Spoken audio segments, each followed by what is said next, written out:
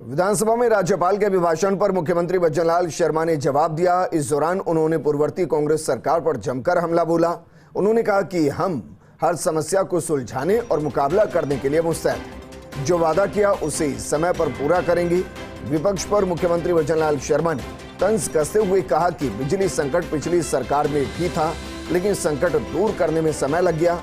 हमारे समय तुरंत ये काम हुआ।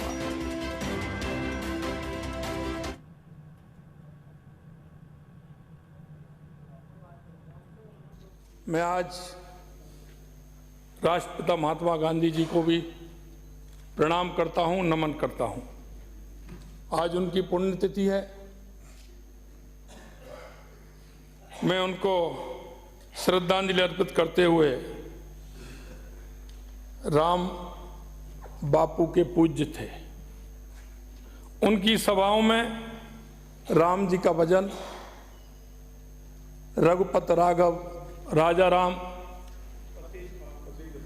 पतित पावन सीताराम। उसके अलावा उनका और एक प्रिय, मैंने तो पाया राम रतन धन पाया, ये भी उनको बहुत पसंद था। राम राज्य तो गांधी जी का सपना था। राम राज्य की अवधारणा जहां हमारी आजादी की लड़ाई का मूल मंत्र था, वहीं यही राष्ट्र निर्माण के मिशन का मूल आधार भी था। माननीय अध्यक्ष जी, मैं इसलिए इस बात को कहना चाहता हूं क्योंकि कई माननीय सदस्यों का मैंने सुना है और उन्होंने जिस तरह से बात रखी है, निश्चित रूप से उनका अधिकार है। लेकिन बात रखने से पहले थोड़ा सा हमें विचार भी करना चाहिए। और विचार इसलिए करना चाहिए कि राजस्थान की जनता ने हम सभी को इस पवित्र मंदिर में भेजा है। इसका एक एक मिनट का समय बहुत कीमती है। बाबा साहब भीमराव अंबेडकर जी ने भी संविधान की मूल प्रति के भाग 3 में अगर आप देखोगे तो भगवान राम, माता सीता और लक्ष्मण जी का भी उसमें सेक्टर 3 ही मैं कह रहा हूं, चैप्टर 3 ही कह रहा हूं, उसमें बहुत अच्छा सुंदर चित्रण है। मैं आपको बताना चाहता हूं कि माननीय प्रधानमंत्री श्री नरेंद्र मोदी जी का आभार भी व्यक्त करना चाहता हूं, जिन्होंने 500 साल की सनातन की प्रतीक्षा को पूरा किया। किसी राष्ट्र के इतिहास में कभी कभी ऐसे दुर्लभ क्षण भी आते हैं जब सदियों का इतिहास सेकंडों में सिमट जाता है।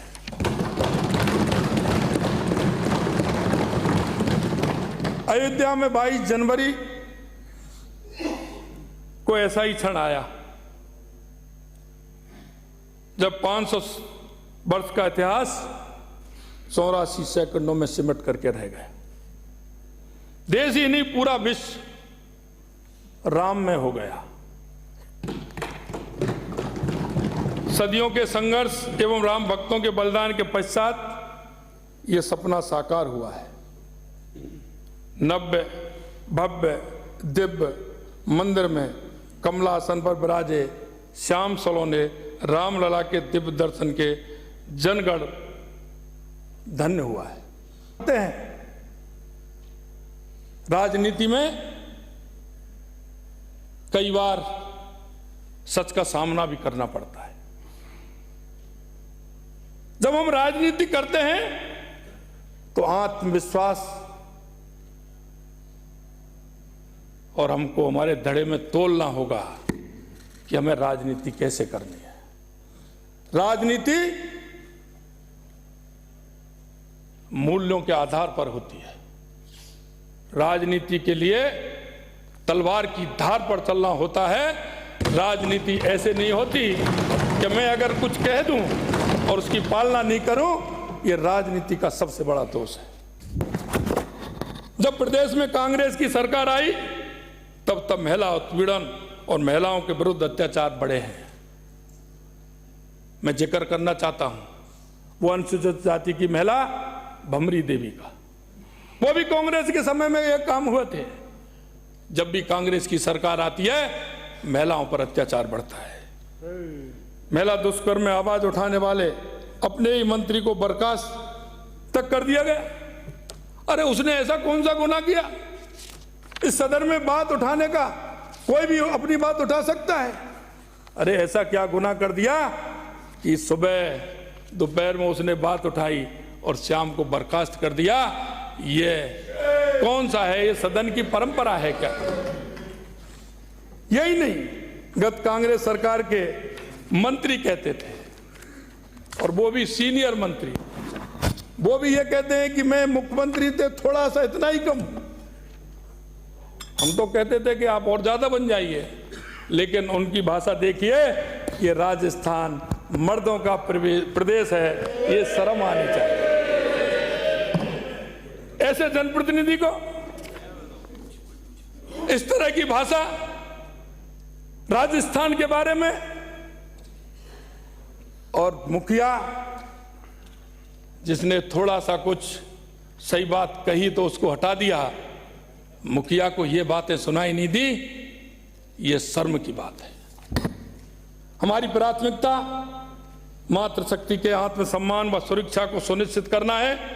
इस हेतु हमारी सरकार महिलाओं एवं बच्चियों को समुचित सुरक्षा प्रदान कर उनका मान सम्मान बनाए रखने का काम करेगी। मैं बताना चाहता हूं, झालावाड़, भीलवाड़ा, अलवर, जोधपुर, राज्य भर में ऐसी घटनाएं घटित हुई थी। किसी तरह का कोई प्रसंज्ञान नहीं लिया। यहां तक कि जयपुर में आने के बाद उनको कोई सुनने वाला नहीं। अरे कोई बात नहीं, आप करते जो नहीं करते, लेकिन सुन तो लेते।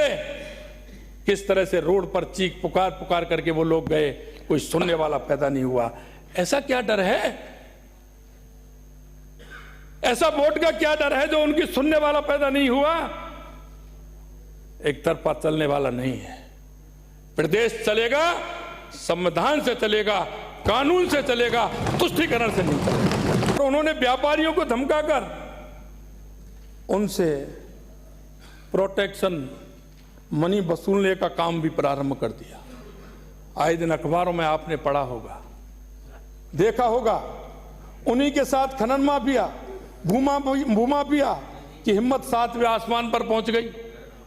इन गैंगस्टरों के हौसले इतने बुलंद थे कि इन्होंने जेल के अंदर ही से ही अपनी सिंडिकेट का संचालन प्रारंभ कर दिया।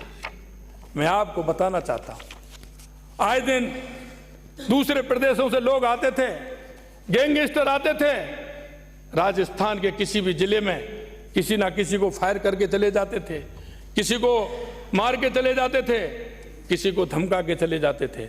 मैं माननीय अध्यक्ष जी, यहाँ की कानून व्यवस्था इतनी लचर हो गई थी, जैसा मैंने बताया, पड़ोसी राज्यों के गैंगस्टर भी यहाँ आने लग गए। मैं विश्वास दिलाना चाहता हूँ कि हमारी सरकार प्रदेश की कानून व्यवस्था को मजबूत करके आम जन में विश्वास और अपराधियों में भय को पुनः स्थापित करने का काम करेगी।